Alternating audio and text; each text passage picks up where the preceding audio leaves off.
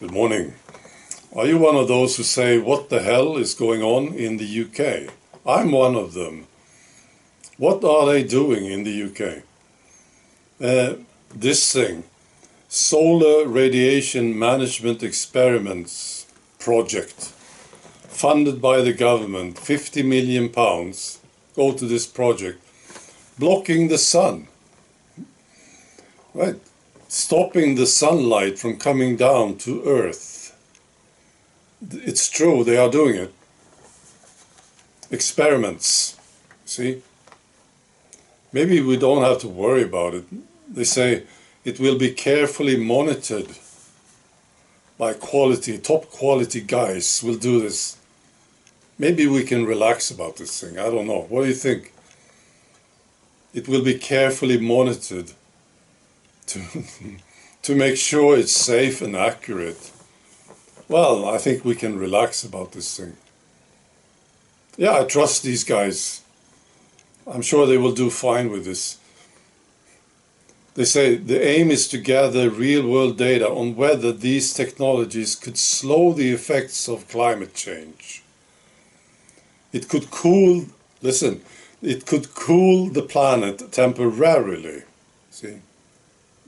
Huh? So it's not permanent, just temporarily. And it would buy time for deeper cuts to carbon emissions. This is the idea.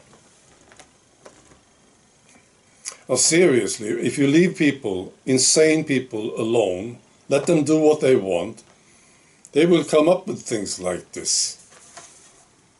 And it's different to COVID, isn't it? Because we could say no to COVID. Well, most of us. Some were forced to take it, I know. In Australia, I think. Right? But we said no, and it was fine, right? But about this thing, what can you do, right? They start blocking the sun. Well, I don't approve. I think it's a terrible idea. Could end up in a true disaster quickly. No, they don't know what's going to happen, of course not. Carefully monitored my ass. Wow. Well, you can't leave these people to do what they want. Not anymore. No. And that's why I'm comparing it to COVID, because we could say no. But this thing we can't say no to. You see? So we have to do something about this. Well, I'm looking at a disaster, really. You know, look, trees, plants, people, it's blocking the sunlight. Wow. Now we have to do something. I'm reading a book right now. And I'm reading about this guy in Sweden in the 1500s. His name was Dacke. He was a farmer who rose up against the state, against the king. And he got lots of people with him. 1500s. And there was a big conflict, right? It lasted for more than a year. And he basically killed tax collectors, for instance. Just killed them. Well, he was not alone. Now, this is what happened. The king, the state, the king's men, the names they called him, right? For hundreds of years, this guy, Dacke, was considered basically an animal. And you could read about it in the history books. Oh, this was a terrible man. And they called him less than human. He wasn't human, according to these people in the state, in the establishment. He was spawned by the devil. And anybody who followed him was the same. See? Wow. So what do they call you? Right? They are still doing it, don't they? Now this lasted for hundreds of years. So the truth about this guy, who was a true hero, was never known to the people. You read history books about this guy, and he was bad, see? But 500 years later, people start to realize that this guy was a good guy.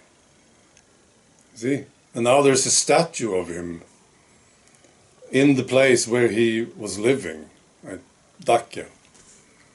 They killed him, of course. King's men killed him eventually. See? So that's what I'm asking. What are they calling you now? It's what they do, right? But it's different now, isn't it? Because we sort of write the history now, don't we? I think so. Well, our stories are told, at least. They call us different names. My favorite, I think, is climate denier. That's a good one. No. Science denier, tinfoil hat, racist, of course, Nazi. You see, all these names, they try it, they still do it. Same tactic. But now it's different. Dacke, that farmer, was a great guy. He didn't have a chance. See? Everybody thought he was bad. He was an animal, right? But the people never forgot, right? The people in the area, they talked to each other over centuries. And they never forgot. They knew that this guy was good, you see. And then 500 years later, he's acknowledged and admired. And now there's a statue of him. Yeah. Took 500 years. I wonder when they will put up a statue of you or me. Well, they should. Really. Okay. I hope you're having a great weekend. I am. Nice weather. I'm being outside a lot. Working in the garden. Doing different projects. I love it. Today is the opening of the first art show where my inks will be presented. The COVID inks. If you don't know them, you can check my art website in a link below. You can check them out. It's about COVID and what happened. It's about Bill Gates. It's about media. It's about the authorities, what they said, what happened. See? So today is the first day of this art show, and I'm going in there to see the reactions from the people. All right. Be good.